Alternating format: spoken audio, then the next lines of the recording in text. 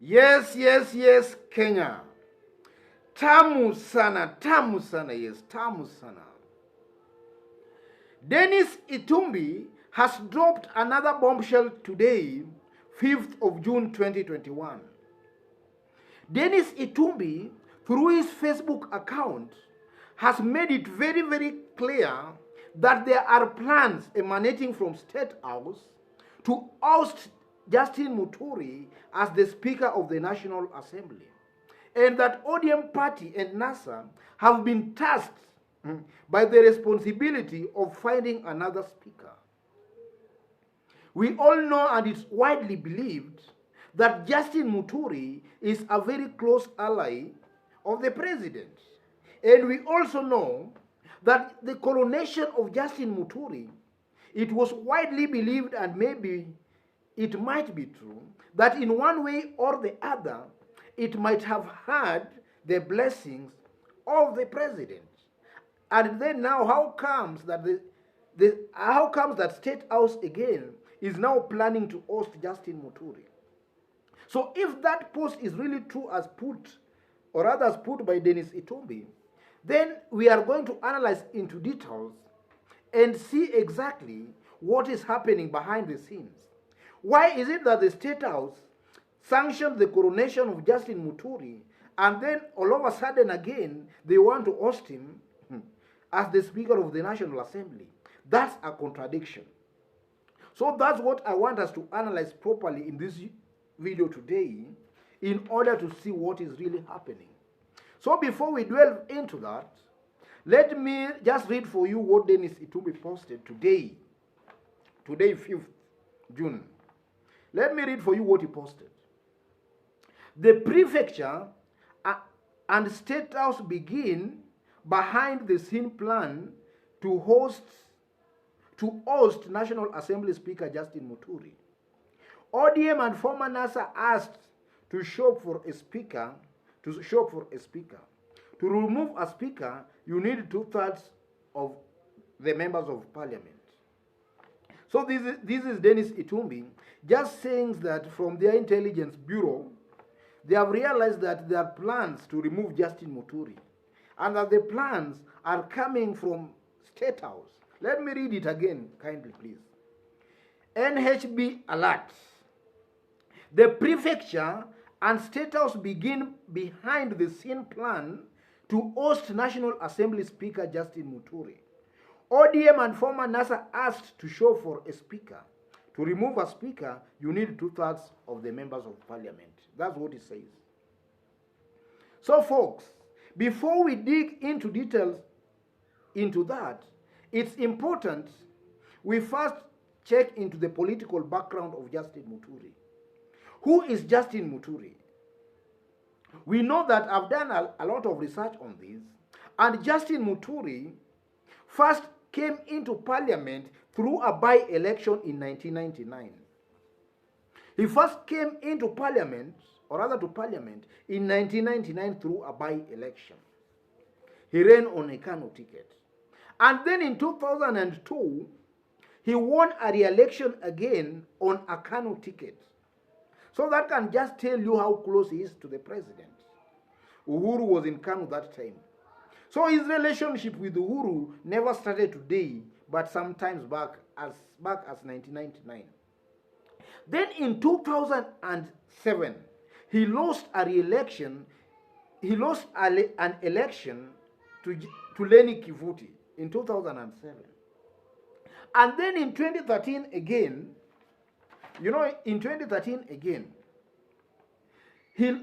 Lenny Kivuti contested for the gubernatorial seat of Embu. So Justine Muturi was left to square it with a newcomer, and he again lost the seat to a newcomer by the name Muriuki Njagwa.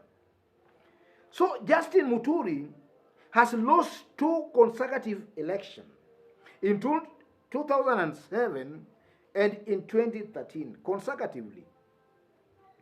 So that's going to form the basis of our discussion, folks.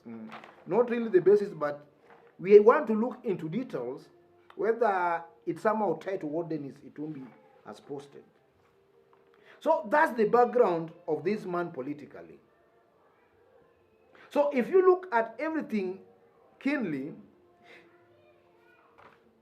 Justine Muturi comes out as a wounded politician.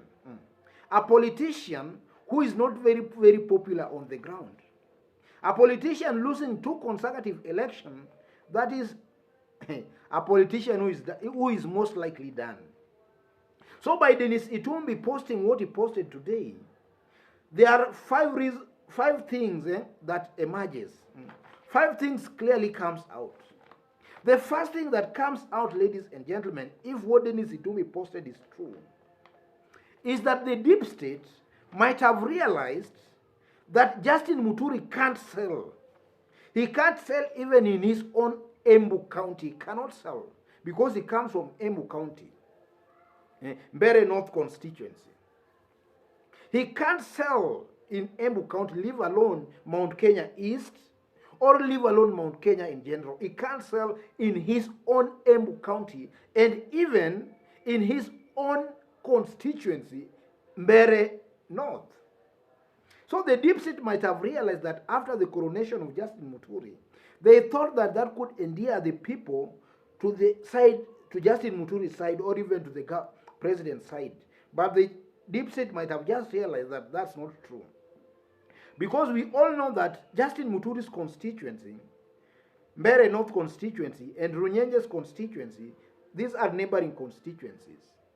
Cecily Mbarire comes from Runyenje's constituency. Yet, in fact, Cecily Mbarire and Justine Muturi, they share a boundary. And Cecily Mbarire comes to be very, very strong in that area as compared to Justine Muturi. So maybe the deep state might have just realized that Justine Muturi cannot really help them achieve what they wanted, or rather what they intended to achieve, by him being crowned as Mount Kenya spokesperson. That's the first person I read from that post by Denis Itumbi, if at all the post is true. The second thing that comes out clearly, ladies and gentlemen, is that the coronation of Justine Muturi, even though Justine Muturi is a very close ally of the president, his coronation might have had the blessings of the diplomatic wing of the deep state and not by the political wing. In this channel, we always refer to the technocrats as the diplomatic wing of the deep state. So his coronation, yes, he might be an Uhuru ally, but maybe Uhuru never sanctioned outrightly his coronation. This coronation might have been sanctioned by the diplomatic wing. And we all know that the diplomatic wing always gets it wrong anytime they engage in politics. And we have seen the cases like the case of Anne Waiguru. The diplomatic wing, composed of Karanja Kibichu, Joseph Kinyua, was widely believed was the one that sponsored the impeachment motion against Anne Waiguru, only for the impeachment to be thwarted at the Senate stage, at the Senate, by the political wing. So the diplomatic wing, anytime they engage in politics, they always get it wrong. And also after the coronation of the speaker, we saw top political leaders from that area, led by Peter Munya, and majority of elected leaders, they came out and disowned Justine Muturi. That also just gives credence that his coronation was not sanctioned by the political wing of the deep state, but it was rather sanctioned by the diplomatic wing, or rather the technocrats. So it never had the blessings of the political wing. That's the second reason. The third reason, I strongly believe that Uhuru Kenyatta is playing his chest, his cards close to his chest. And that's a very good political strategy. Because in this YouTube channel, I've been saying that even though Uhuru is coming as a politician who is not very calculative, Uhuru is coming out again as a very smart politician, a strong believer in the 48 laws of power, a good student of Robert Greene. Robert Greene makes it very clear in his book, the 48 laws of power, I think it's the second or third law, that a good politician, your intention, you should always conceal your intention. Let people not just know your real intention. Always conceal your intention. So by Uhuru maybe even set out initiating the process to remove Justine Muturi, they just want the masses to get confused, so that they might really not know the real intention of the president. So that's a Machiavellian move, and that's a very good political move. Uhuru just wants to place cards close to his chest. The fourth reason, ladies and gentlemen, I strongly believe that State House, or rather the president, might want to oust Justine Muturi, maybe to give him ample time to concentrate in consolidating Mount Kenya. Because they might have realized that serving as the Speaker of the National Assembly, he might not have the ample time. And you know, we are only left now by about 12 months to the general election. State House operatives, or even maybe the president himself, might have realized that there is no time remaining. So they want this man to go out in full throttle to consolidate Mount Kenya. I think that can also be a good reason as to why State House operatives are maybe planning to oust this man, Justine Muturi. And then finally, we know that politics is all about propaganda again. This might be a very clever strategy again by the Tanga wing of the political divide, also to confuse the masses and also to have some sympathy from what we can describe as damage control. They might have realized that coronation of Justine Muturi might be attracting the residents of that area, and even to a larger extent Mount Kenya. And that now people are now talking about Justine Muturi. That's a plus in politics. So the Tanga group, through their this spokesman of theirs, Denis Itumbi, might have crafted that clever move to confuse the masses, or rather to win sympathy on their side, so that it can appear that Justine Muturi is actually working with Deputy President William Ruto. Because this kind of information, ladies and gentlemen, this kind of classified information, Denis Itumbi has no capacity to get this kind of information. He has no capacity as Denis Itumbi. He might be getting this information through his bosses up the ladder, because the bosses get the information and then they feed it to Denis Itumbi. So I strongly believe that this post by Denis Itumbi, he might have been fed by his bosses in the Tanga hierarchy. So I'm very right to say that this information might be having a blessing from the Tanga hierarchy, ladies and gentlemen.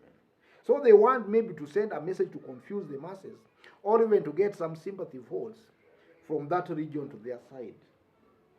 Those are the 5 reasons, ladies and gentlemen. I strongly believe State House must be having a plan to oust Denis Itumbi, if at all that post by Itumbi is true. Otherwise, folks, God bless you. God bless Kenya.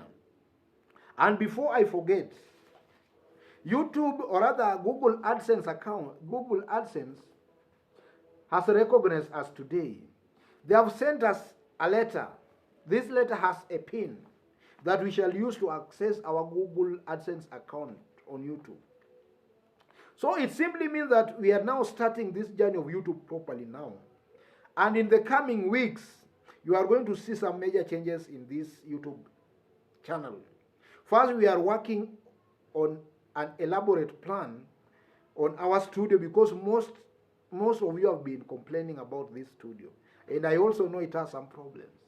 So in the coming weeks, we are going to see a very improved studio with good sound quality and very good quality of a video. Otherwise, folks, let us stop there. God bless you. God bless Kenya. Tamu sana, tamu sana.